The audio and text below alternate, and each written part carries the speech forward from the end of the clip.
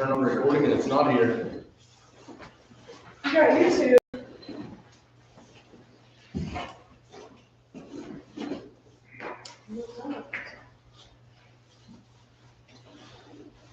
Uh-oh. After last meeting, you sure you get some ball?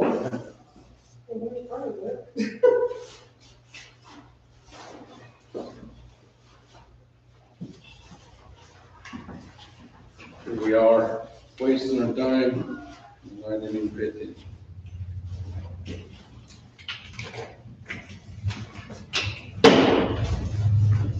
You don't have to work over it, Susan.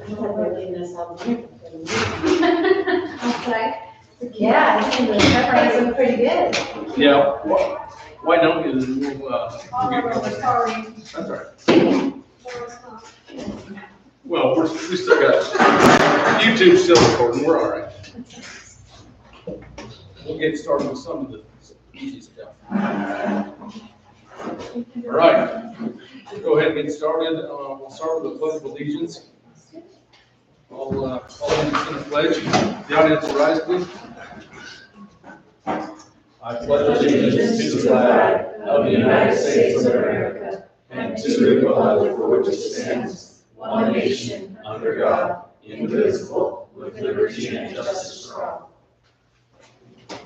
Thank you. Okay. Next item, consent agenda, the invoice register and the approval of minutes. Any questions, concerns, comments on either of those items?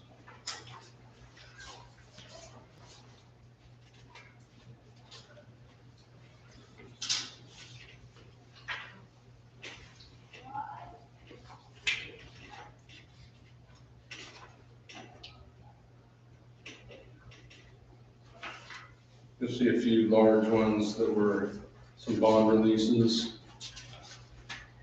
So thank goodness that's not our money. Some of those are pretty big.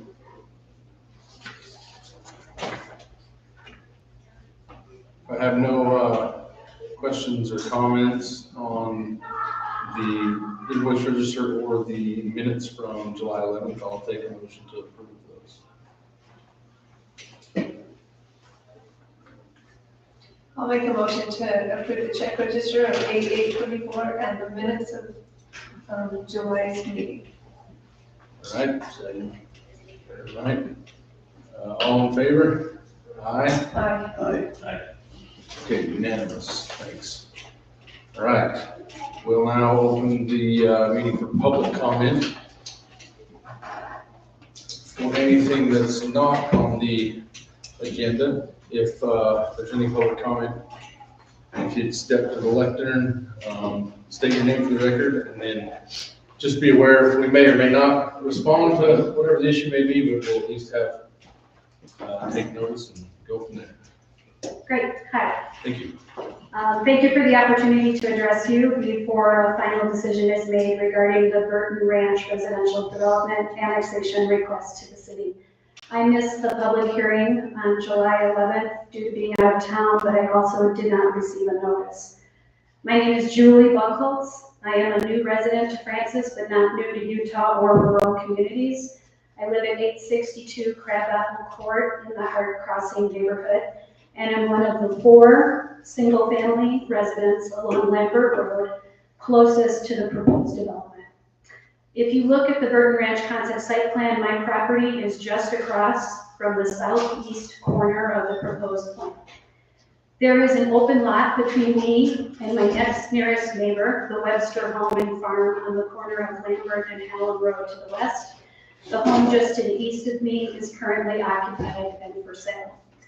The northwest corner of my property looks directly at the proposed Lot 1 and one of the 3 entrances in the Burton Ranch concept plan. I can see firsthand every day some concerns that you may not be fully aware of.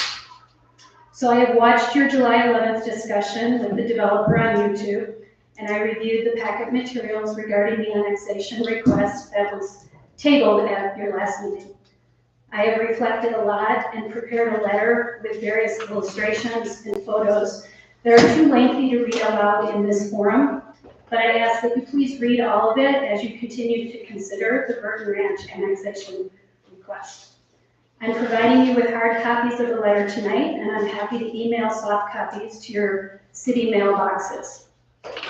When I reflect on the Burton Ranch proposal, I think that our planning commission may have made a hasty recommendation for you for approval of the Ag 1 annexation request. And I appreciate the dissenting voice of Kimberly Lawson from the commission. Before you proceed with a final decision, I respectfully ask that you consider and look further into some specific items detailed for you in my letter. There are 3. Number 1, potential wetland and an existing creek in the southeast corner of the proposed plan. Number 2, traffic and life, real life on Lambert Road. Number 3, overall density and minimal open space concerns throughout the proposed subdivision, as well as some other things that I note at the end of my letter. I fully recognize this is coming from someone that is a Francis newbie, but I'm also someone that has spent significant time the past 6 months directly adjacent to the proposed site, getting to know the land, the road, and the wildlife.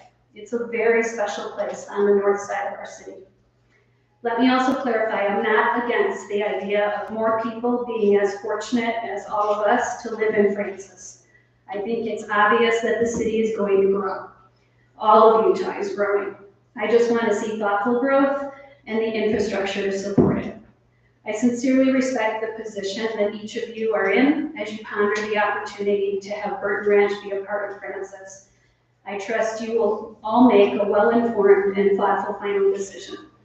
Thank you for your time. My phone number is at the end of the letter if you wish to talk. Thank you. All right. Is there any other public comment? I also watched the July 11th meeting. Sorry, my name is Kimberly Wilson. For the record. And so it really bothered me that Mr. Burton said that nobody was going to protest during the period. So last Sunday night, I went and I walked to the 13 homes that were involved in the protest area to ask them if they had received a letter from Summit and Francis and if they were okay with the 106. And also if they were okay with the 65, because that was tabled, right? Out of the 13 homes I went to, 3 people weren't home, 10 were, and 1 person said they had received a mailer, 2 weren't sure, but the rest said they didn't, and they were adamant they didn't. But only 1 person was for the Burton Ranch development. All 9 people were against it. There were 3 that would consider 65 homes, but not 106. And I just wanted to share with you that information. I also learned from one of the residents that, who's been here a long time, that there's supposedly a pot of money for the Howell Road to go through to 248. I don't know if Mr. Burton was supposed to have that money, but this resident felt very strongly that somewhere somebody had to put aside some money for Howell Road to go through to 248. Meaning that's already been put aside, or I'm not following on that, sorry. So the resident believed that somewhere somebody's got a pot of money for the development of the road for 248, because I know we've discussed Hallam Road going from Hallam to 248. And there's been discussion as to Summit County, Francis City, and the developer having to pay for that, or even Camas, rather, having to pay for that road to go through. But this resident is adamant there's already money set aside for that, and that we shouldn't have to see a raise in our taxes to pay for it. Also, to mention, one of the residents has said that there's a developer building on the north side of Democrat Alley, and Camas is forcing that developer to put in widened roads and street lights, and that developer is doing it. That's all I have. Thanks. Thank you. Is there any other public comment?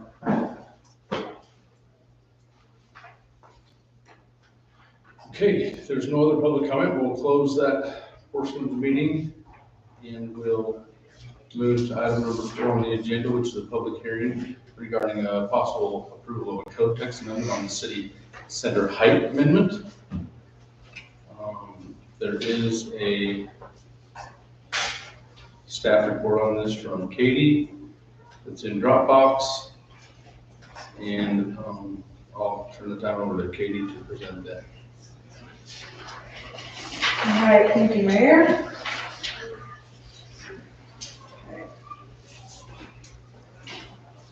So, the mayor directed staff to initiate a code text amendment to increase the maximum building height in the city center zone from 40 feet to 45 feet. The purpose of doing this is to incentivize development in the city center zone and to increase the amount of tax revenue the city will receive from development in this area. The city center zone was established to create a strong commercial identity at the heart of Francis City. It includes roughly a 650 to 1,000 foot radius surrounding the flashing four-way stop at the intersection of SR 32 and SR 35.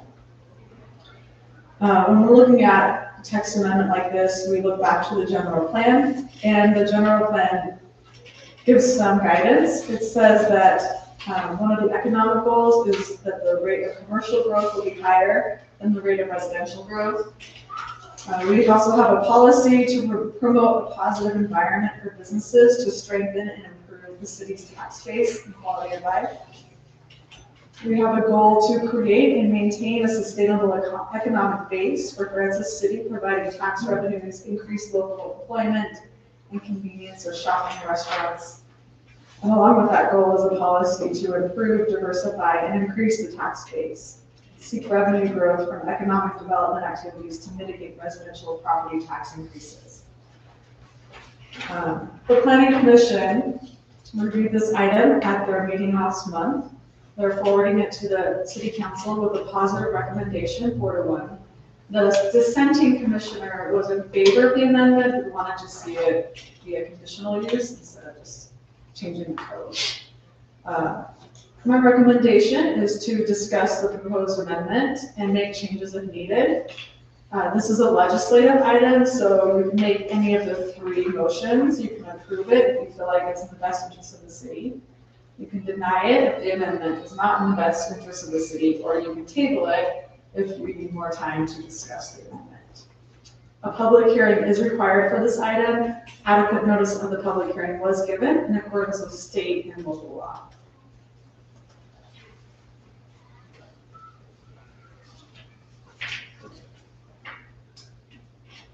Okay, anything else?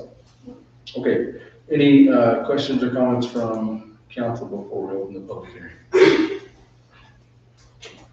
Okay, we'll go ahead and open the public hearing regarding the city center height code text amendment. Again, if someone has a comment on that, if you'll please step to the left and state your name for the record. Want me to hop low there? Or crush to the. You're okay, just speak up. I'll speak so you can hear me. So I wanted to speak to this. My name is Wes Harwood, and I do have a commercial development in Francis. And kind of the thought that I had on this was, if we're going to allow the city center to go to 45 feet, then should we allow all commercial zones to be 45 feet? And even just sitting here listening, what Katie said with the staff report is to increase economic activity and tax revenue to the city. And so that would do the same for a much larger portion in the city center of 2 parcels that I'm working on right now to improve the tax revenue of the city. So, 2 thoughts I had were, one, if we're going to do it in the city center, why not do it in all commercial areas in the city? And the second one is, well, it's at 40 for a reason. Do the citizens want 45 feet?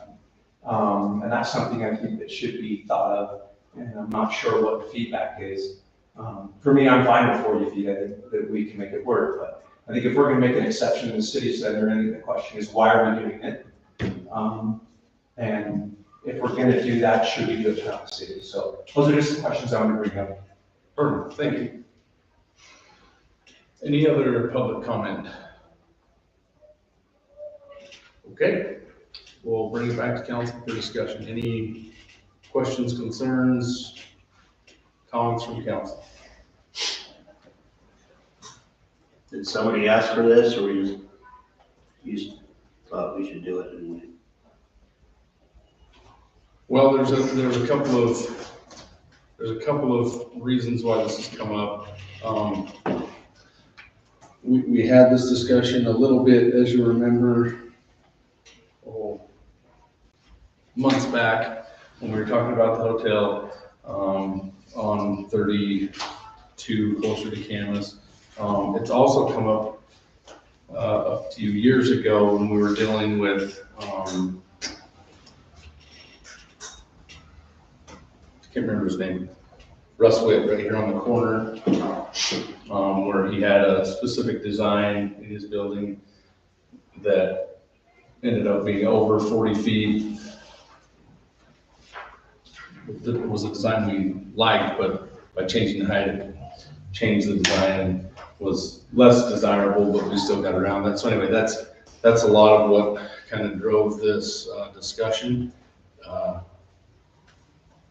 It's becoming pretty common to see a lot of requests coming in for multi-use type buildings. While that's not really my preference with a lot of commercial development, it seems to be a thing out there. And so that's kind of why I directed the planning commission to look at this. I wanted their eyes on it, get their take on things, and see if this is something that's worth looking at or not.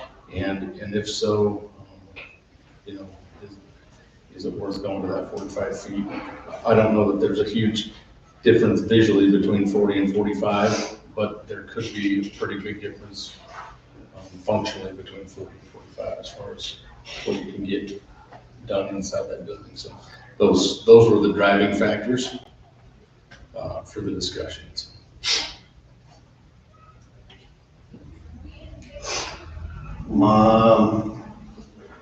No, when that guy came, we did make him change it because we said it's 40 feet. We don't want to start changing these things for projects.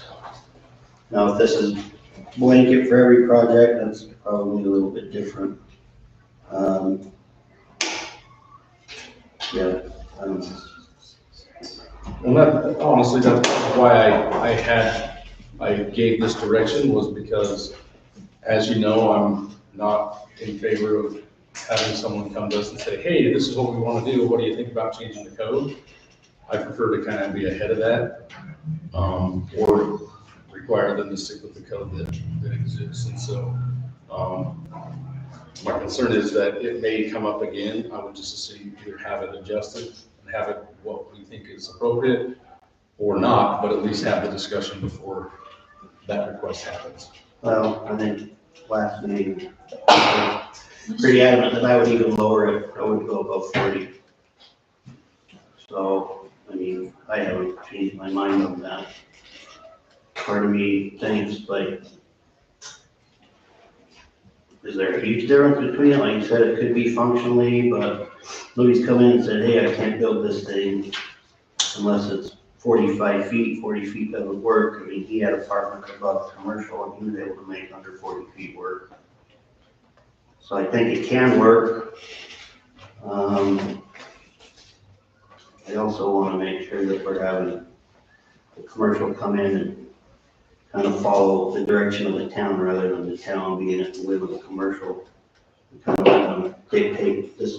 I'm not saying this is how it is, but it does feel that way a little bit to me, that they dictate what they want us to do rather than the other way around, where we say, hey, this is what we're looking for. If you want a commercial in here, great, we'd love to have you, but this is what we're looking for and we want you to conform. So those are my thoughts.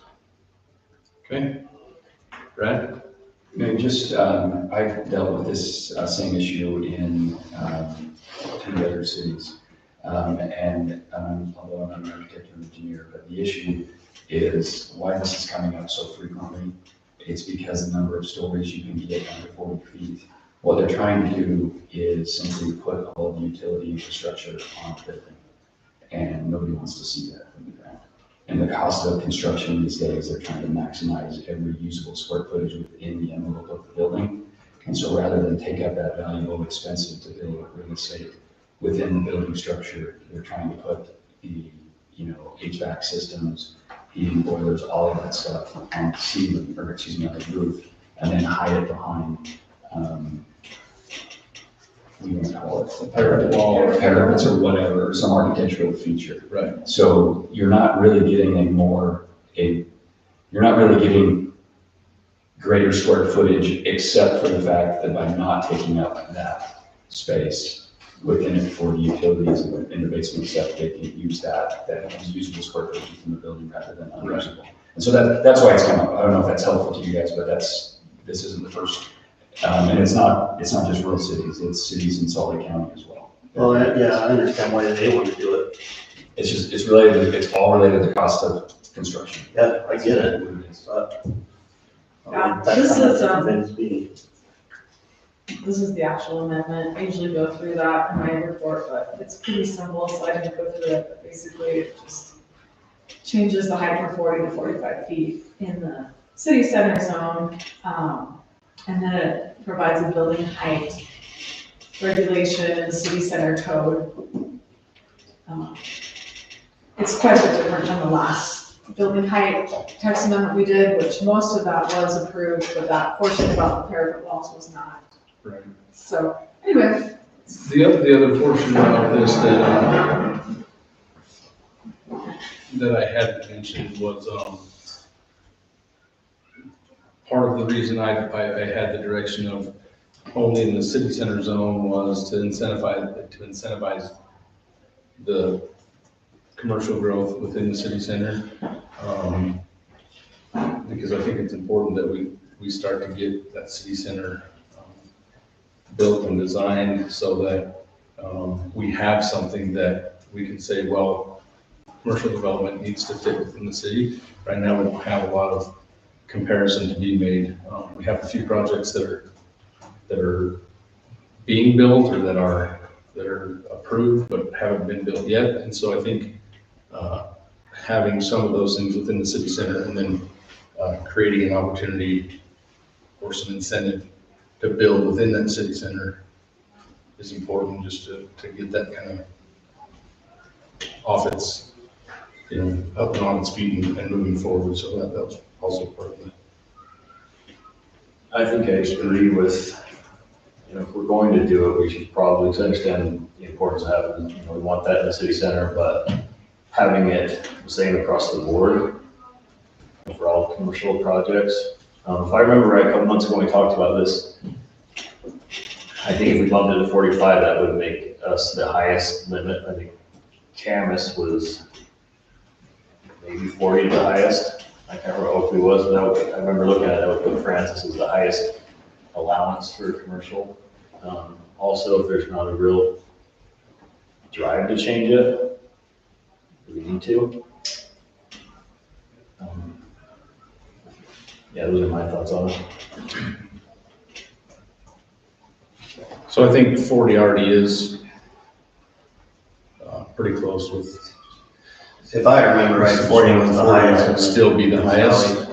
I think, from my personal standpoint, I think it's worth going that extra 5 feet. Again, I think visually it doesn't change. I don't think anybody's going to notice the difference between a 40-foot and a 45-foot building. And I could consider the possibility or the option of changing it to meet any commercial zone or to fit in any commercial zone. But I do think it's important because it's come up a couple of times. Someone's going to come in here with a project and say, hey, this 40 feet won't work. And the only way to get what's going to make that business thrive is to go out. And then you start using up more real estate and things like that. So I think there's some compelling reasons to consider it. Whether or not it's only in the city center zone or not, I think that's pretty easy to discuss. But I think that it definitely is going to come up. It's already come up twice. I think we're going to see it again. Any comments, Sharon? Yeah. And take into consideration, this was 30 years ago, where I went to architect school. I had 12 more credits and I would have been a full-fledged architect, and then rodeo got in the way. So anyway, 5 feet really does make a big difference when you're building and when you're designing. And it doesn't seem like it from the point of view of, oh, what's 5 feet? It really does, and I think that is going to help us get more businesses in here. And I didn't even really think about it, but why not all the commercial zones, you know? We don't have that much, it's mainly on our main highway. And so I would even consider doing all the commercial zones that much. And maybe it has changed, like it has been 30 years since I was doing all that, but in my point of view, in my education, it really does make a big difference, and we might be pushing away potential large incomes for the city to be taking in on those taxes and stuff. So I'm all for raising it for the city center, and I would even think about it for all of commercial. So. Thanks, Shannon. I think it's important to remember, we hear often, I don't want my taxes to increase. I don't want to pay more for certain infrastructures. I don't want this to happen. I don't want to see my taxes go up. We hear that quite often. Taxes will inevitably go up in Francis continually as long as the development that we have is largely residential. Without some commercial development and without these commercial developments coming online and feeding into the economy within the city, and those taxes coming back, it's inevitable that the property taxes and things like that for the citizens and the residents of the city will go up. Commercial development is the one way that we can fund infrastructure without taking it from the pockets of the residents and get it from those who come through here and impact us, but don't live here. And so for me, the commercial development is huge. And that's one of the main reasons, is because we can take some of that burden off of our residents. So I think this is important. That's kind of where I'm at on. I don't know, Brad, can you advise? This was specifically for the city center zone. Can we, in this meeting, the council want, yeah, the council can change this. It's already been, or the council can amend what's there before the council says.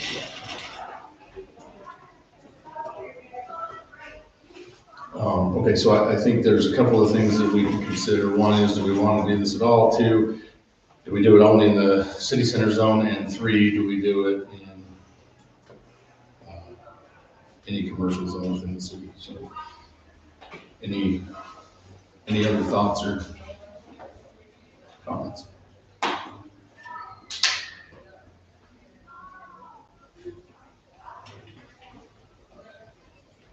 I think I'd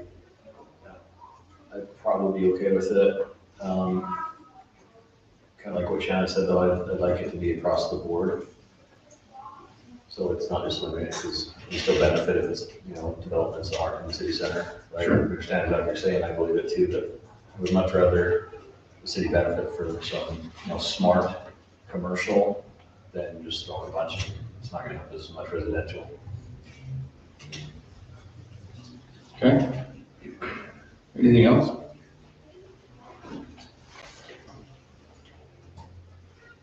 Yeah, I mean, personally, I think I can get behind either only in the city center or in any commercial zone. I don't know that there's any real drawback to having it within the commercial zone.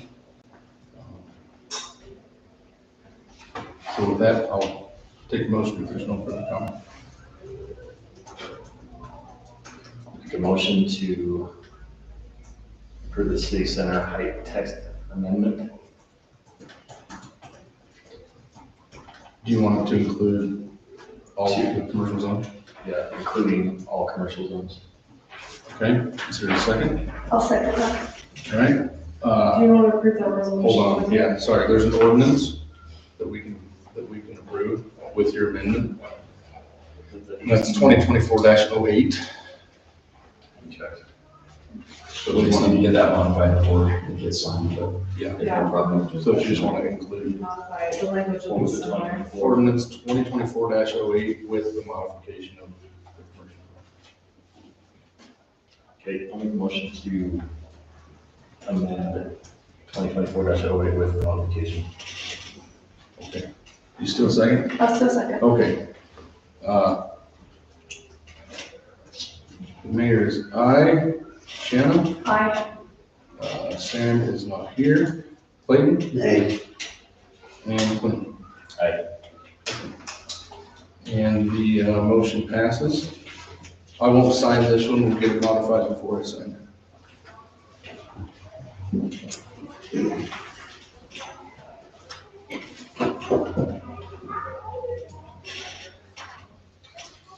All right.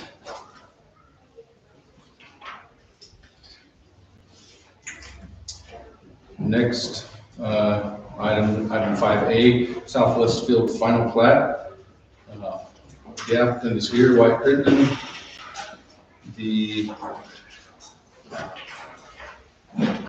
info is in Dropbox. Thank you. Thank you, guys. And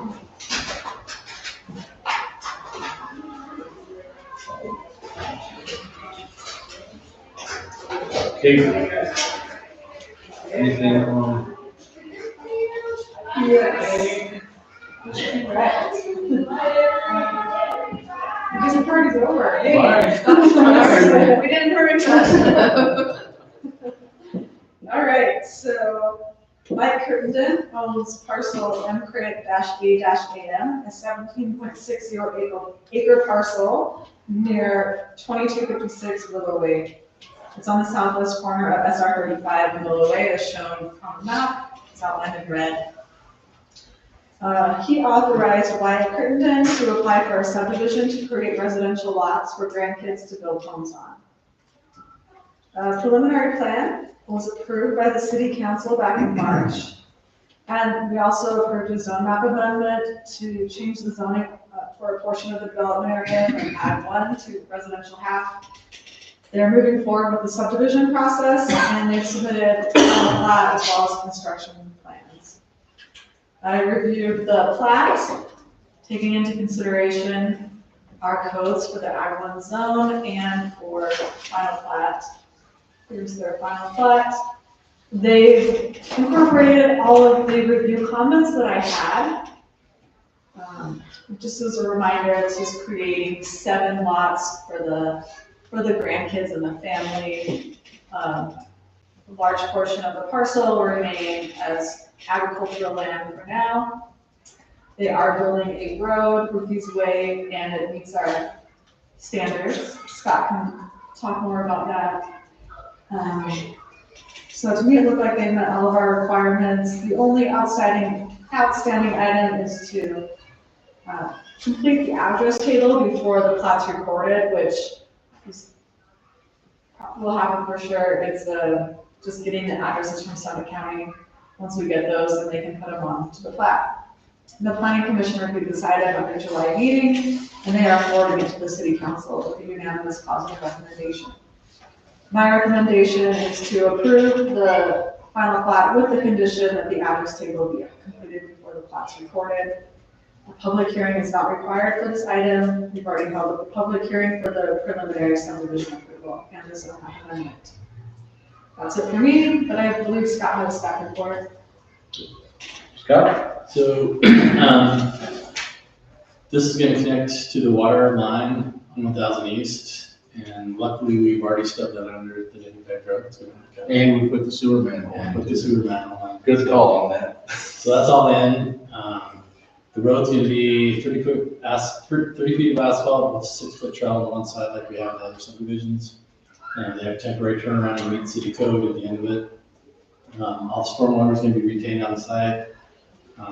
They have a few minor red line comments they gotta fix on construction plans, but other than that, it's all ready to go.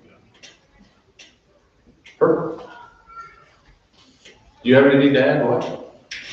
No, like I said, it all. All right. Any questions, comments, or concerns from council?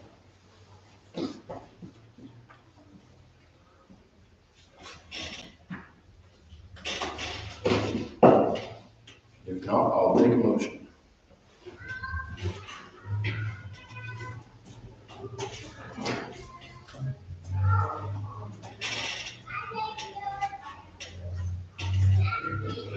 I'll make a motion to, what's this word, accept the Southwest subdivision final plat. I'll second. All right. All in favor? Aye? Aye. Aye. Aye. Right. Passes unanimous. Okay. Thank you. Next.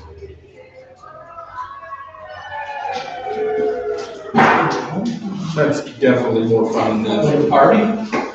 Thanks, Wyatt. Yeah, thanks. Okay, it's my understanding that item 5B has been removed from the, no. Oh, sorry, not that one. The other one's not there, it's already been. It's already been removed. Perfect. Hidden Meadows Development Agreement. I'll take that one, Mayor. Go ahead. So you have in your inbox, and I apologize, I was late in getting it to you, but you have in your inbox the clean version and the entire red version that had all the developments, all the changes from, there's multiple iterations, but all the changes were incorporated there. When Scott had the engineer's review of the agreement, he made 4 comments. Those have been incorporated. There are 2 outstanding items that just need a quick, some of Scott's time and some of the developer's attorney's time. We've got those 2 items that we need to figure out with so their annexation agreement had a certain number of units. When they opted to move away from the moderate income housing portion, and so that reduced the units quite significantly. So we need to identify the exact number of shares for water that need to be turned in. Scott so we need to identify that number. And the other thing is if you recall, with Hidden Meadows and Hart Crossing, there was an initial push to incorporate some secondary water systems to begin that process within Hart Ranch and within Hidden Meadows and extend it there. And in Hidden Meadows, there was going to be a secondary well with some, much to the chagrin of the city and the developer, the shares and the conversion of all that just didn't work out. Ended up becoming way more expensive, and they weren't going to get any. Arguably, you should be able to take an irrigation share above ground, put it into a shallow irrigation well, and keep it the same. State engineer didn't agree, and neither did the irrigation company. So they wouldn't sign off on that. Actually, I think the state engineer did agree, but the irrigation company would not agree to that. They had some concerns. So anyway, what we worked out, and if you recall, that rather than put in that secondary well, the developer is going to dedicate a site for a well on the western portion for culinary water. Yep. And rather than put in the secondary irrigation system, they're going to contribute the cost of that, and that's where we've got to figure that out. What would it cost them in today's numbers? Because we think they're using numbers that might be a little favorable to the developer. So we just need to get a fresh estimate of what those numbers are and then plug that number into the agreement.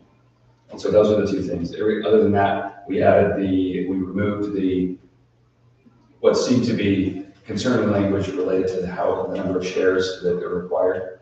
And we also, included the language that the developer is responsible to maintain the roads and plow the streets until 51% of the homes are occupied by lessees or owners.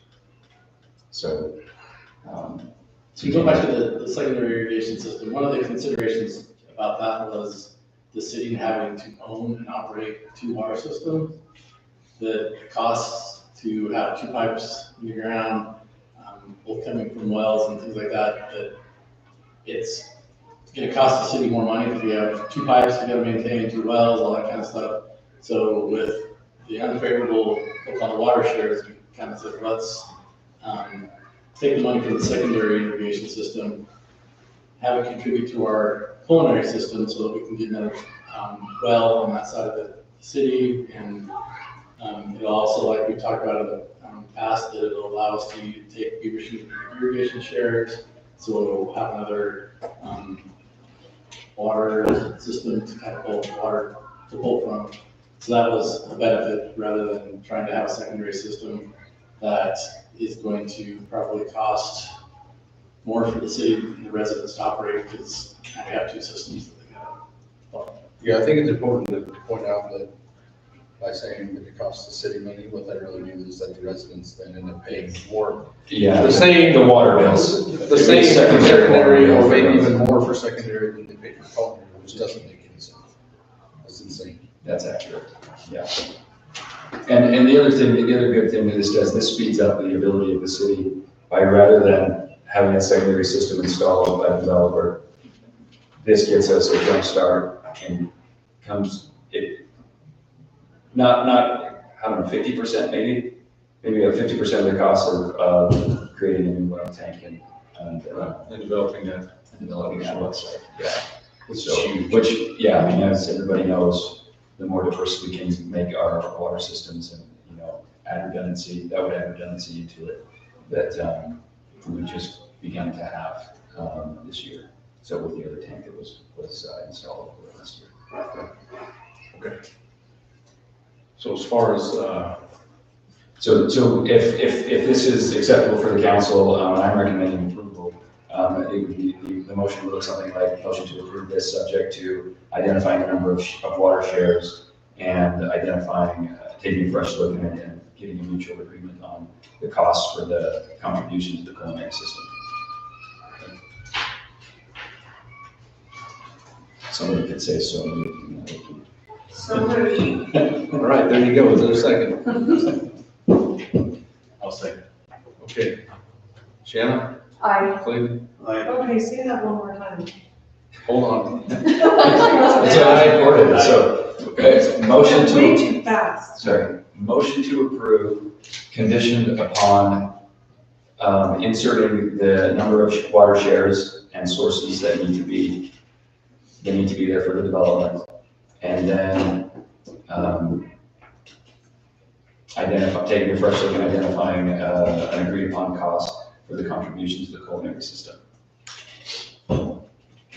in lieu of the installation of the secondary system. And Shannon made the motion.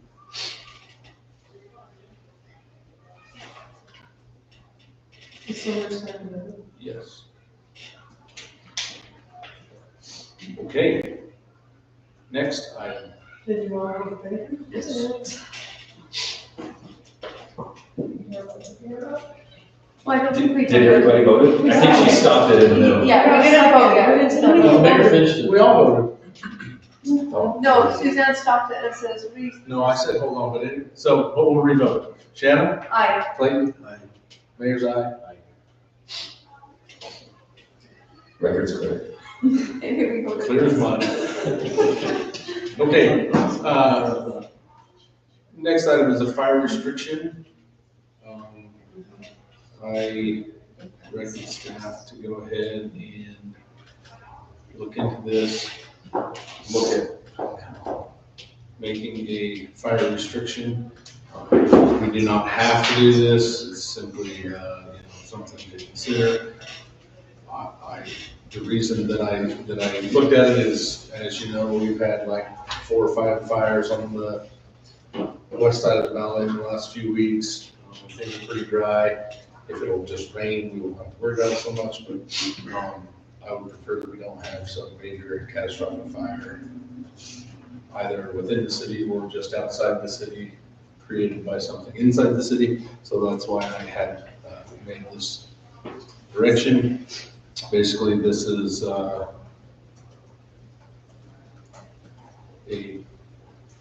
copy of what's pretty common in the neighboring communities and kind of protects the city from those types of things. So fireworks, as you can see, open fires, things like that without proper protection. So, any questions or concerns on that? Will this have dates, like, or is it just forever? Or is it like during July and August, or It's basically, during the dry season? right, until we, Don't, by state law, only allow fireworks during The two. 3 days before July 4th, 3 days after, and 3 days before July 24th, and 3 days after. yeah, but I think Labor Day is included in that. Is it, I don't. I'm not positive, but I don't know. New Year. New Year's is for sure. New Year's, you're right. I'm not too worried about fire on New Year's here. Hopefully not.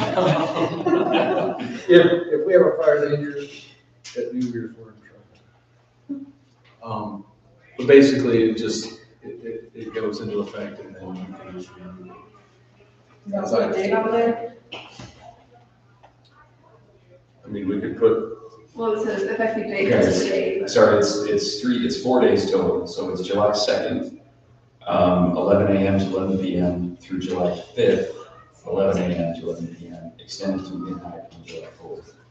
And then it's similar for the 24th, it's July 22nd through the 25th, 11 to 11, except on the 24th, it extends to midnight. the other holidays are not included. Let's see, let me see if it has. I was thinking that there were other holidays, but now. December 31st, it's 1 a.m. And then there's Chinese New Year's, Oh, okay. which not changes every year when it is. It's based on the calendar, so it's not the same day. But yeah, those are the 4 times that we talk about. So you can just repeal the resolution once you get started. Right, but this doesn't, yeah, and so this isn't just fireworks, so this is, Open fires. this is open fires. And basically, it doesn't prohibit, wait.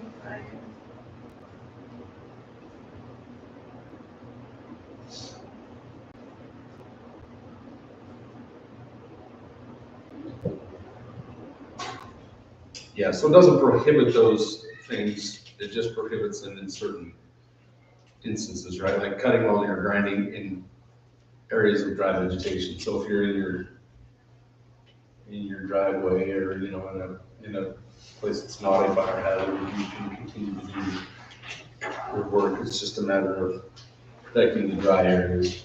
And, so it certainly could be repealed. We could add a date to it, or we can just repeal it when it rains. Or we don't have to do it at all, so just something to consider. Any comments or questions?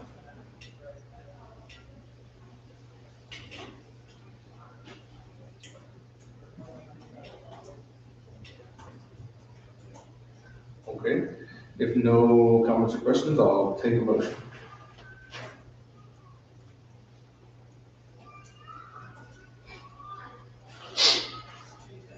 We need to be approving a fire restriction order. Yep. With an effective date today. Resolution, we should mention resolution. It's not in a resolution, is it? U.S. Surveys. Oh, is it? I just opened the order itself. Whoop. Yeah, resolution number 2024-07.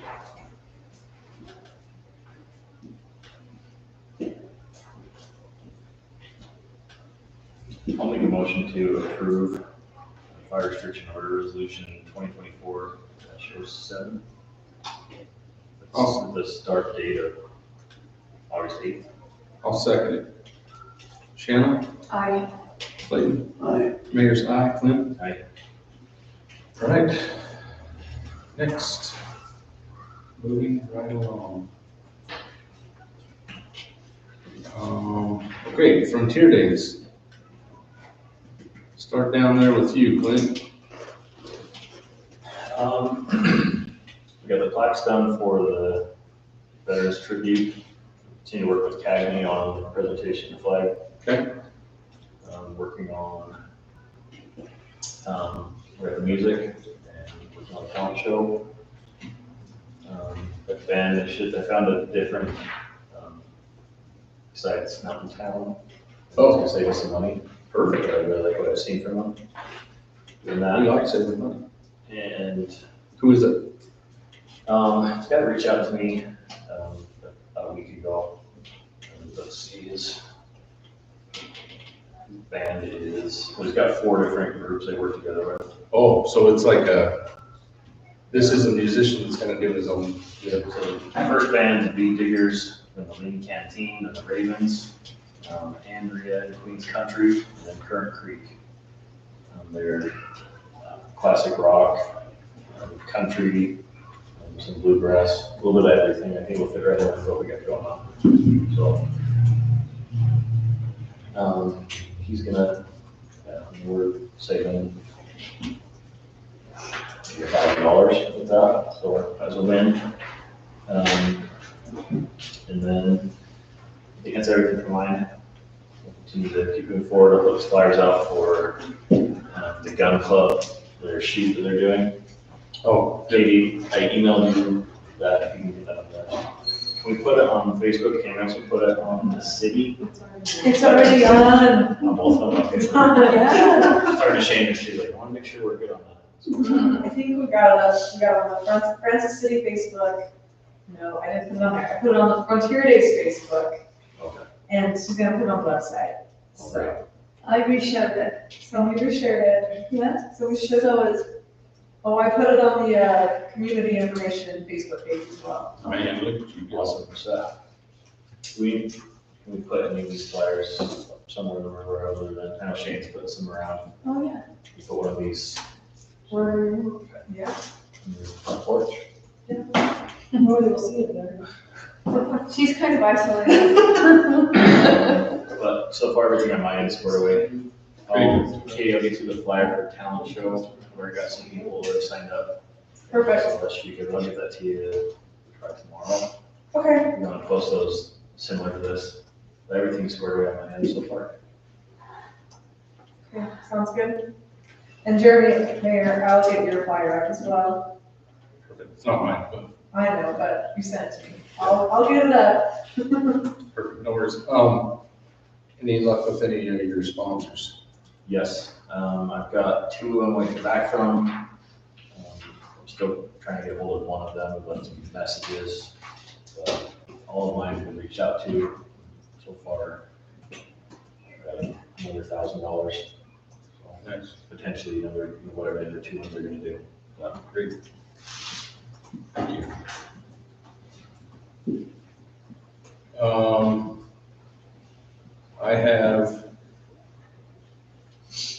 I think most of the arena help lined up. I got a few more people to call. I have the buckles ordered. I have the jackets on hand. I've spoken with, I know we talked a little bit about having shirts made for council.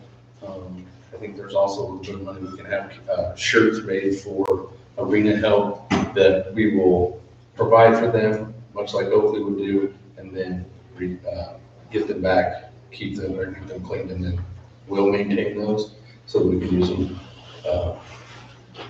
in the coming year, so we're a little bit more uniform, a little more professional looking. I have a few options for you to consider, or I'm looking for some insight on what you would like to have for a shirt for council. And then we can I can get those taken care of and get them embroidered.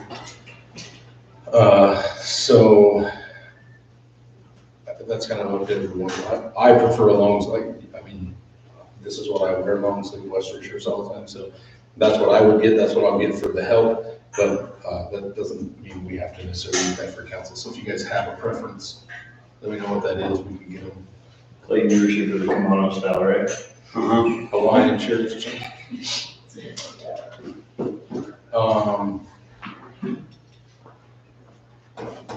We have, I think, 6 or 7 people signed up for the voice clinic, all that stuff, and everything's shaping up.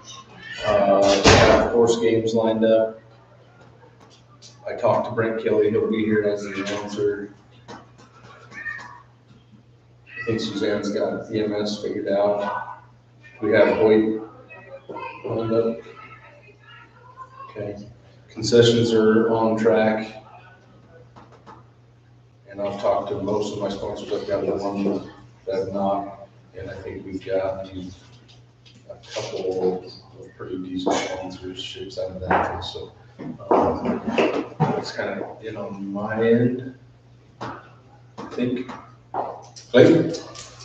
Posters have been put up around the valley, handbills put out. If we go out to Park City and Heber, we'll take some of us there too. And then sponsors, I got a couple commitments. And then I haven't heard back from some of the others, but we did have a no, but. Yeah, so that's where I'm at. Perfect. Shannon? So it's a no for the new end cabinets. Dana, at the head of the company, said yes, but she would contact you. Has she contacted the city yet? No, not yet. Okay, I'll reach back out to her. I'll text her tonight when I get home. Okay. And just remind her, and I haven't heard back from Food Town or Ace, and I totally forgot to do Woody's, but I'll talk into Woody's tomorrow. We already have Food Town Ace. They actually. Oh, they did? came in. They Okay. sent us a check. So that one's Okay, good, okay. Yeah, and then we have one more week until I'm going to be finalizing the program and ordering any banners that we need. So Okay. we really need to get sponsorships in the next week, if at all possible. Okay. If it's after that, then we might not be able to get them. Get it in the program. Probably not. And then I had a lady, and she might have reached out to you too, Jeremy. She said it was Lou Sarnich, that she does balloon arches and balloon things. And she just wanted me to bring it up today to see. She said she would do all for free if we would just pay, like for our grand opening for the new building, let people have an open house and let them see, whatever. So Okay. that's just, she just threw that out at me, and I said, yeah, that'd be great. If I don't have to blow up all the balloons, then you'll come and do it. And I don't even know if we're planning on an open house or whatever for the new building. That's a year away. That's what he wants. Scott said he wanted to do that. Had that. Exactly. Brad, what do you have done for Frontier Days? And don't lie about it. He's I'm not- taking tickets. I got the license for longer. Oh, that's right, you did. Yeah, so I'm not lying about that. We got that. That's Sponsor. yeah, I did sponsor. Yes. I don't want to banners if you don't have. You don't want to be showing I it? don't want to be in programs. We might just You don't want any accidentally more put you under bull riding if you were in the program. No, I think it's. I mean, we can still end it. Yeah, I guess we could. Come on, Nick. My youngest son is still traumatized because I forced him to do mutton busting once. And he was like 4, maybe he might have been 3, and he still says, Dad, I'm terrified of shooting. You told me that a week ago. How old is he now? He's 14. Oh my God, that's a long time. He's like, Dad, I can't believe you made me write that sheet. Memory. And I was like, you're fine, get over it. You live. I have, I talked to Katie, but I do have Byron agreed to let us use his speakers again, so that's taken care of. Katie, anything else? Yeah. Shannon, do you know if we're gonna get a flyer for the barrel racing? Oh, you know what? I think so. Okay. I'll bring and send her a text right now. Yeah, we still have the one from last year. Okay. So, mailers, the mayor and I have been working on mailers, and I got those out to the print shop, so hoping to get them to the post offices next week. We're gonna send them to everybody in Francis, and then because of the grant money, we're supposed to focus on out-of-county marketing. We're gonna send a whole bunch in Wasatch County, and then we're also gonna include Colville and some of that other eastern side of Summit County. That's on it. I got an email from someone named Alyssa Morgan. She's interested in singing the anthem for the rodeo. She's wondering about auditioning. She's wondering about the talent show, if she could do both. And she said she'd have happy to send an audition tape if she needs to. So Anyway, I told her to email her back early next week. Shanna, I also need pictures of the queens to get in the Oh, program. you've asked me like 12 times. Okay, Just yeah. a reminder. I'm home alone tonight, so Okay. when I get home, I think that's it for me. Other than, I don't know if you want to talk about the anthem. I think I have it covered. Okay.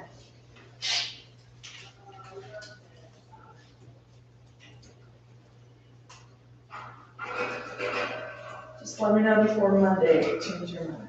Okay. And she's good to do the talent show, I guess. Yeah, of course.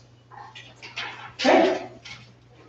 All right. Anything else Frontier Days wise we need to talk about? I think we're in pretty good shape. Okay, before we finish Frontier Days though, what do you guys want for shirts? What are your thoughts? What do you want to do? I can get the Western shirts for the helmet, but I don't know what you guys want, what you're thinking. I'm good for Western shirts, but, you know, I'll wear whatever. Okay.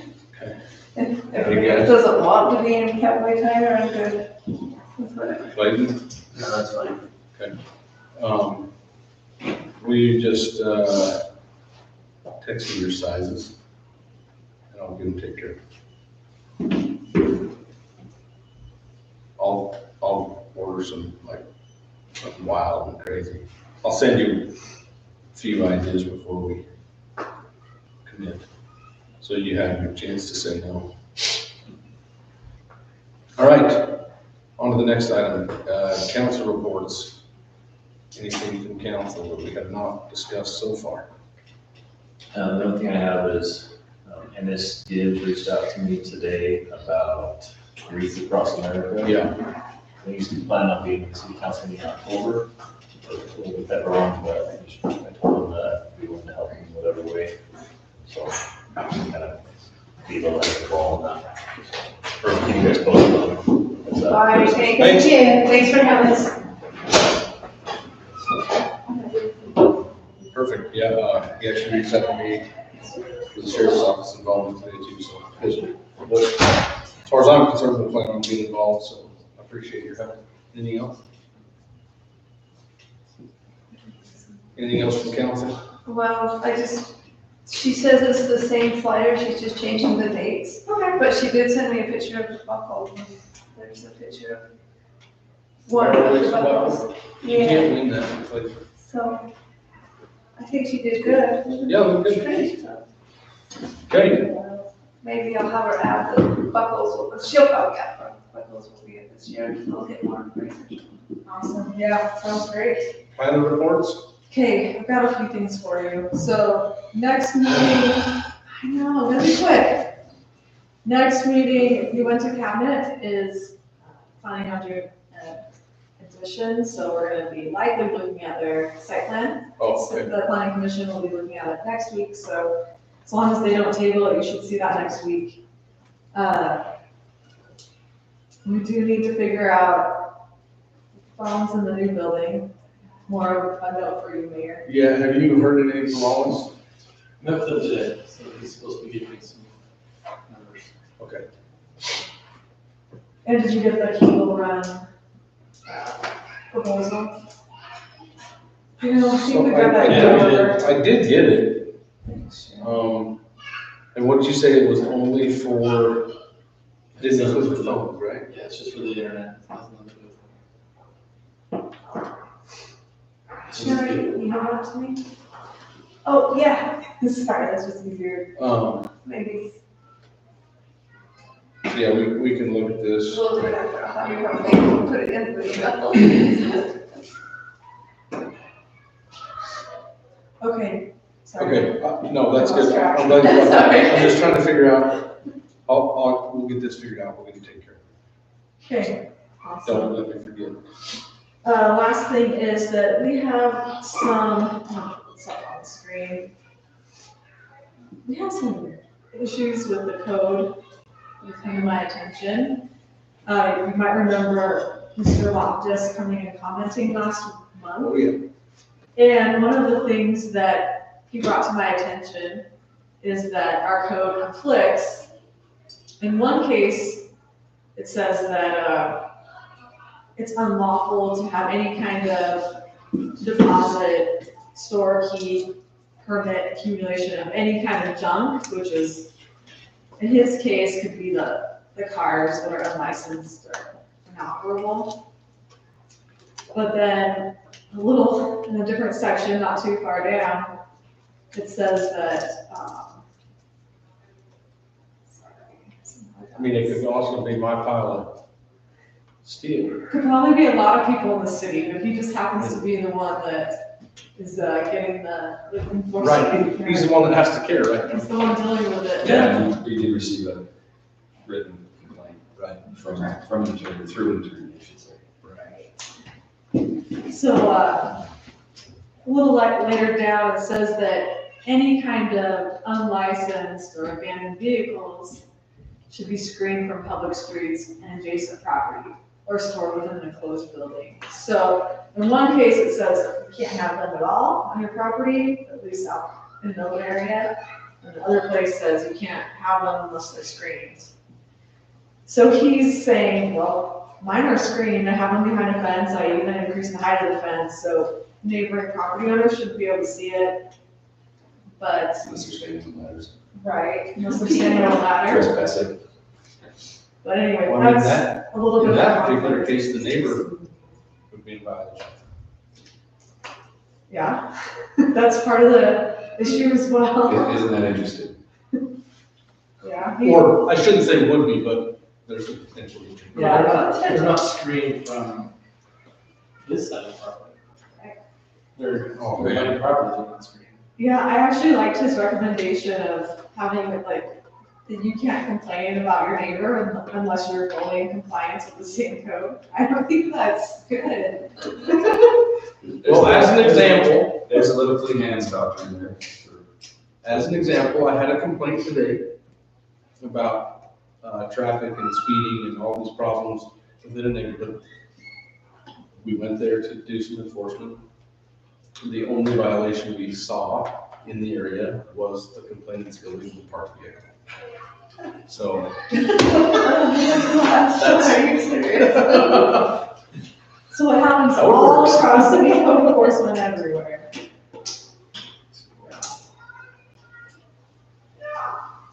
It's crazy. So what do you think, we just need to clean those up? Well, I'm just putting it out to the council to see what you would like me to Policy do. direction to go. We'd Policy like the direction. screening. So here, the advantage to these, so if we eliminate the can't store anything, I mean, it's a double-edged sword. So you can't store anything that's junk, and then we have to define junk because if we don't define junk. We actually define do junk. one that's junk, it's another. We can Yeah, so take we it. already have junk limits, that's big out here. Yeah, So- we can take like inoperable, the vehicles and the things that later in the code it says. I think leaving it take personally, that I think out of the leaving top. it a screen from the public. Yeah, you create a code enforcement flood potential. If you say you don't, If you say none at all. Well, besides that, like, fundamentally, my daily property, if I want to park some stuff out there, or if I want to store some stuff out there, tough, I'm going. Well, and then it becomes, but the other thing is, one of the other concerns is what happens in junkyards. You store all those cars there, they start leaking gas, they start leaking oil, they start leaking anchovies, and then you've got toxic chemicals build up in property and you create another additional hazard. That's the big concern. Even if it's free, you've got that. True, and I think especially if you have like a Maybe there should be a legitimate limit. junkyard. Maybe, well, yeah, and we don't allow junkyards anyway. Right. I mean, we have limit to the junkyard, no more than like 20 unlicensed and operable vehicles, Yeah, I or mean- less, I don't know. Yeah, maybe it's, Maybe it's 10. yeah, but, I mean, that could be something you wanna consider. Five. What if we just came back with some proposals, because this is not. Oh, yeah. I'm fine with some proposals, but I think it needs to be, What we'll have to do is go to the planning commission, bring some proposals to the planning commission, get their input, and then bring it back. But if you guys have direction right now, that's a great place for us to start. My only direction is I'm opposed to taking more freedoms away. So it needs to be, while I understand the need for rules and laws and all those things, protecting the environment, all those things, needs to be very, very reasonable. It needs to lean more on the more freedom than less. Yeah, I agree with that. I do think it's important that it's not in sight of just your streets and your neighbors to see it every day. I have some grave concerns that I've been patient with for the last several years of that same situation. And so I think it's gonna be really good to clarify some stuff. I also would think, is there only enforcement if someone complains about it? And then, Yeah, if we do some sort of change in policy, can we do a mailer out so that it's fresh and people know that it's an actual thing? Or is that? mailers are expensive, but if the council authorizes, but. We can, yeah. Yeah. I just think it needs to be very common sense, it needs to be very limited on its limitations.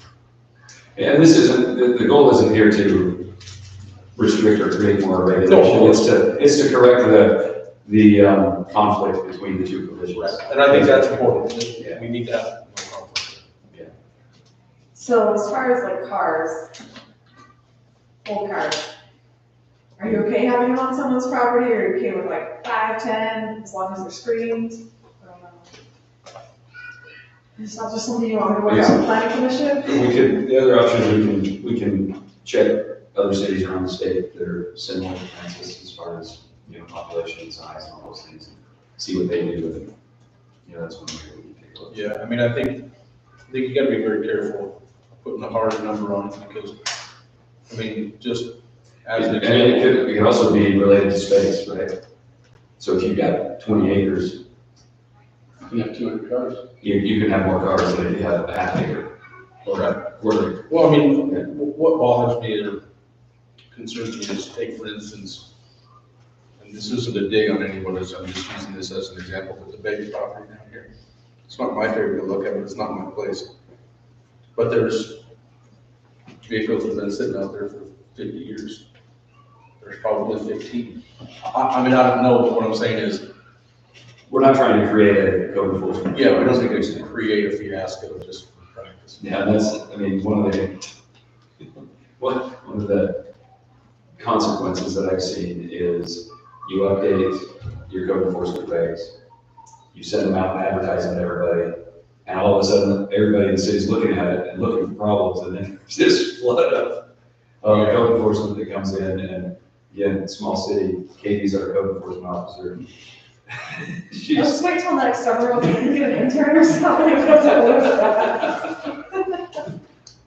But it does help us to make sure that the code is consistent. Yeah, it needs to be consistent, for sure.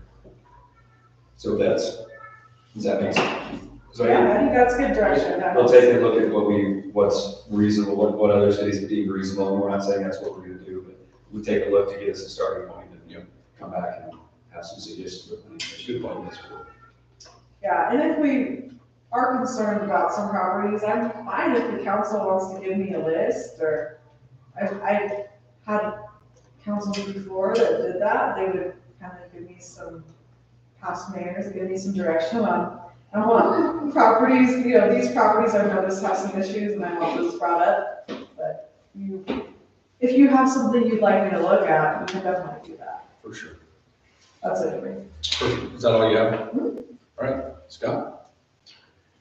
All right, so, talking about the building, they're finishing up the spring fire sprinkler system.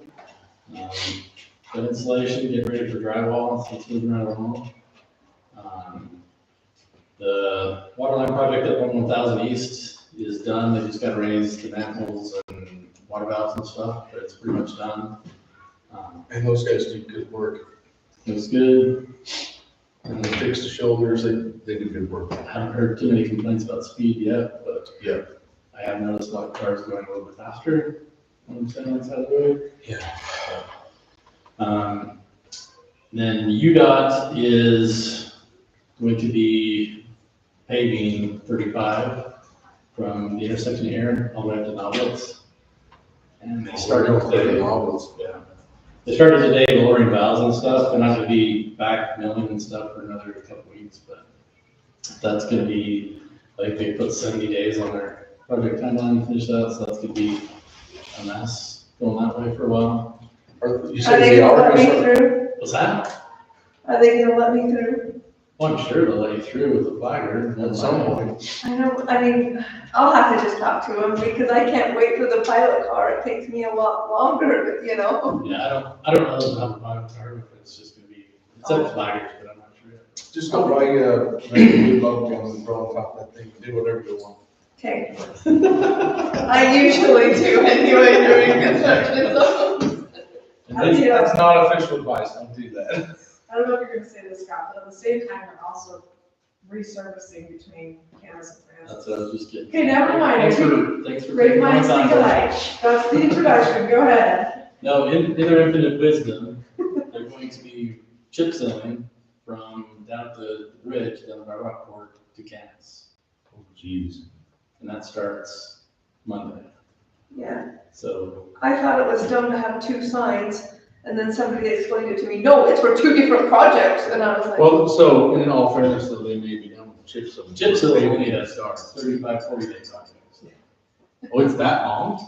Why? I don't, How does it take that long? They have 2 days on. who knows? That's all, I think it'll go quicker, but it's gonna be a mess here for a while. For sure. So take Shanda's road. So now we'll be getting speed complaints on Shanda's Street. Yeah, we will, because they'll go off that way. Yeah, Okay, what else? that's it. All right. I don't think I have anything. Get ready for Frontier Day. And then, I'll, give Brad a couple minutes. So without getting specific, there's a proposal, at least a possibility of gaining some specific real estate. One of those things, and you guys should all be aware, was talked about in a closed session. The mayor giving some direction to explore possibilities. I have some, they're not concrete, but one of the ways that it's called, there's some proposals, and I want to just get some feedback from the council on this. One of them would include proposing it's called an SSD type zone. It's a new zone, and what it is, it's a way to explain it. SSD stands for site-specific development, and what that is basically you zone by contract, right? So if you have a site-specific development zone, we're not asking you to put anything into that zone, you just have it on the books.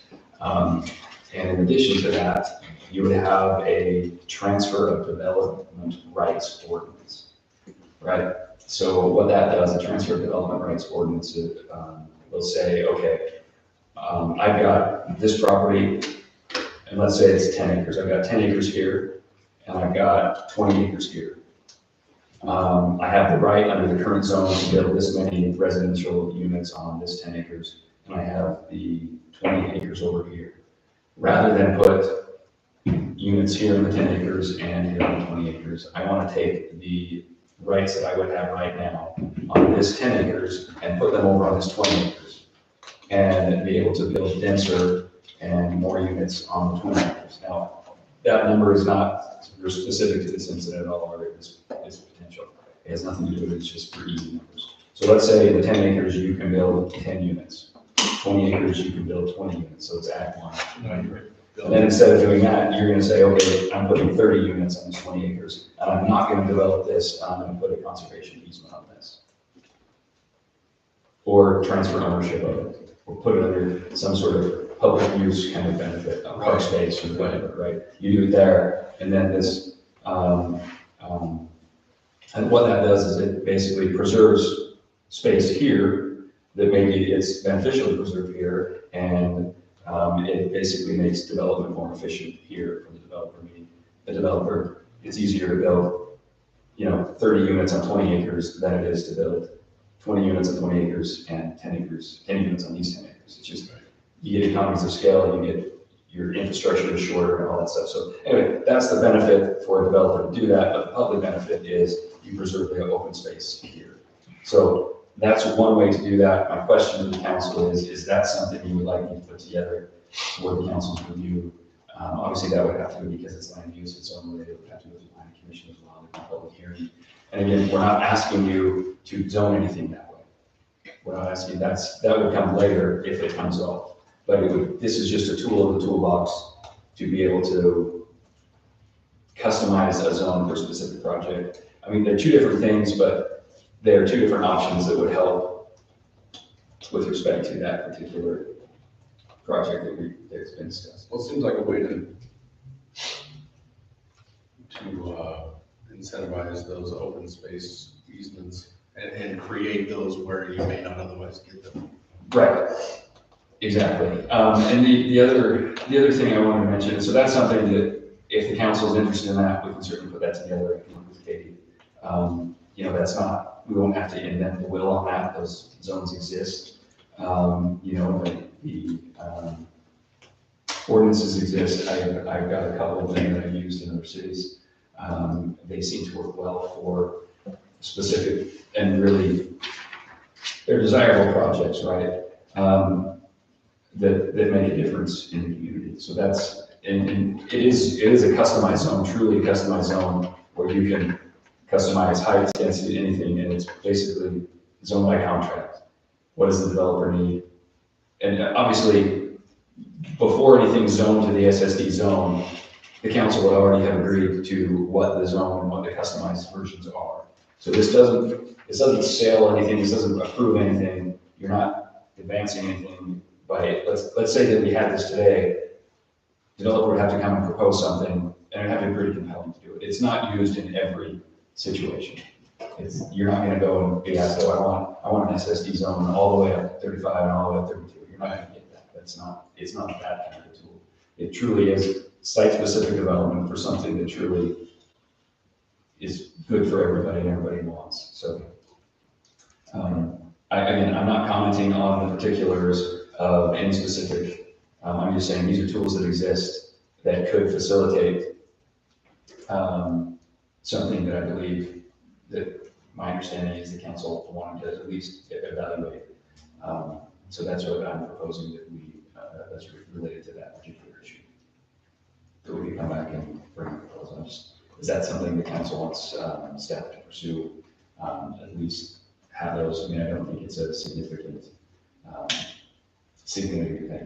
expense, or we have to modify a couple ordinances. There's to specific differences, but we're not inventing the wheel, so to speak. I think it sounds like a good option, to have on the table, so Yeah, I agree. I would say yes. Okay. That's what Okay. Clayton, yes, Clayton. I don't know one way or the other, so if anyone else says yes, go for it. Okay. So we'll do that. One of the other things that this just came to my mind tonight, as Katie was giving me her staff report on the, I believe it was was it this one? No, it was the text amendment. She recited a bunch of policy declarations that the council has made. And by the council, I mean the Francis City Council. You may not have been a part of that council when those policies. General plan, which that was last year. Okay, so she was quoting the general plan, which have a bunch of policy statements of, and I'm not asking you to give us direction on that. What I would ask is that if the council would go back and look at those and let us know if that's changed, if those aren't the policy declarations that the council has. Obviously, that's a collective council, right? It's not necessarily individuals, but if those, declarations and policy declarations are different, then those are kind of things that the council, that staff uses to, when we're interacting with developers, interacting with the public. If those policy declarations are not accurate, that'd be really helpful to know. And if they need to be modified, it'd be helpful for the council to know that they need to be modified so that we can properly represent, city kind of direction and desires as we're having discussions. So, but again, you guys have the final say approval on anything anyway. We don't act without council approval anyway. So, but those statements are guidelines for us to follow as we're talking with and looking at projects as they go. So, and then the other thing that I wanted to mention, and I'll try to be brief. I meant to bring it with me tonight, but back in February, you can look it up. Back in February, the Park Record had an article related to the Midway sewer ponds, and Scott may be able to chime in on this. There's a pretty significant buffer between those sewer ponds and residents right now. It's measurements earlier this afternoon. There's about 1,200 feet on the west side of those ponds before you get to the first corner where there's a yard. Going west from those, and they're much bigger than the Francis City sewer ponds. But what the residents are doing, and I believe there is a process going on right now, they are going to be moving those sewer ponds. Or there's residents are asking for it? They're asking for it to Okay, but that's a tens of millions of dollars, if not more, hundreds of millions of dollars to move. Really? There's threats of litigation, there's all sorts of things. One of the things, so I'm not trying to tell the council how to act and deal with this potential bird annexation. I just want to remind the council that we don't have a buffer on the west side of that the council controls, that the city controls, of those sewer ponds that come right up. We're right at the property line, aren't we, Scott? Mm-hmm. So what I'm nervous about potentially is I don't believe, and I had conversations with the applicants, I don't believe that if the council denies the annexation, which is the council's complete purview, the council denies the annexation, I don't think that means it's not going to develop. I think that means the city's ability to control what's on that. That's what it means, is the city loses any ability to control what happens.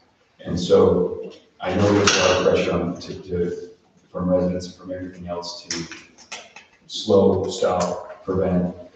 Don't let Francis change. I get that. I understand that pressure, and I understand that's political pressure as well, and I understand that maybe personal feelings. And I get that.